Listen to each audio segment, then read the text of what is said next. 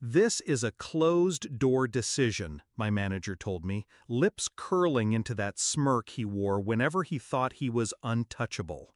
A week later, at the all-hands, he proudly clicked to the churn slide I once owned, the one I'd built, refined, defended. The room went silent. The CEO, seated in the front row, slowly turned, not to the screen, to him. Not with anger, with something worse. A look of pure, dawning horror. I still remember the first day I met him. Fresh promotion, new office, the title of manager freshly inked under his name. He was nervous, sweating under a suit that didn't quite fit. I taught him everything. How the metrics worked, how churn wasn't just numbers but stories, customers whispering why they were leaving, hidden inside the data if you knew where to look. He listened back then, even thanked me, called me the brain behind the department. I believed him, trusted him, foolishly. The first red flag was small, a report missing my byline, my formatting, my models, but his initials. Then, meetings I wasn't invited to, strategies I had drafted suddenly coming from his mouth, polished and passed off as his brilliance. I confronted him once. He smiled, said, "It's not personal, it's politics." That's when I knew. He wasn't incompetent, he was erasing me. Piece by piece, slide by slide, he was building a castle on the bones of my work. I didn't rage, I didn't beg, I went quiet. Quiet people terrify men like him, though they never realize it in time. I started watching.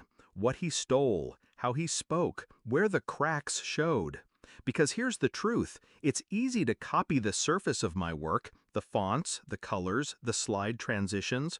But the models, the churn predictions, they weren't just Excel sheets.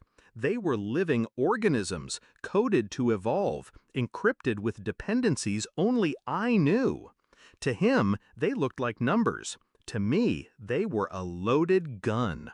I prepared my exit the way a surgeon prepares an incision, clean, precise, inevitable. I knew the exact day of the all-hands.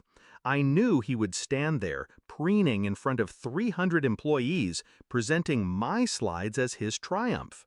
So I made a simple adjustment. A seed buried in the formulas, a dependency hidden beneath layers he'd never bothered to check. The slide would look perfect on his laptop, smooth curves, promising numbers. But the moment it hit the company projector, the real data would surface. No disguise, no edits. Raw churn, red, bleeding across the screen, and tied, in the metadata, to my login history. Proof it was my system, my design, my truth. All he had to do was click. The all-hands was theater. He strutted across the stage like a king. Click. Revenue growth. Applause.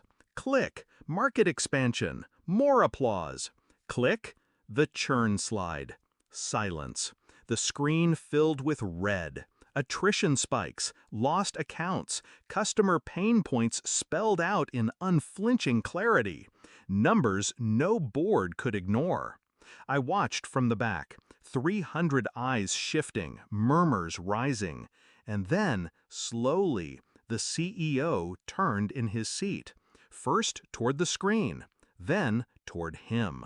Not with anger, but horror. Realization, because the man on stage wasn't presenting strategy, he was confessing fraud. I left before the meeting ended. I didn't need to see the collapse. By afternoon, his access was revoked. By evening, word spread. Suspension pending investigation. The same colleagues who once praised his polish now whispered his name like a warning. He smirked at me once, thought betrayal was a game. But I don't play games. I build systems, and systems remember their maker. I walked out lighter than I had in years, not with bitterness, not even triumph, just clarity.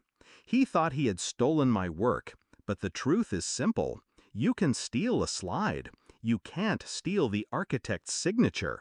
And every time the CEO thinks back to that day, he'll remember not the numbers on the screen, but the silence that followed and the look of horror that sealed his fate.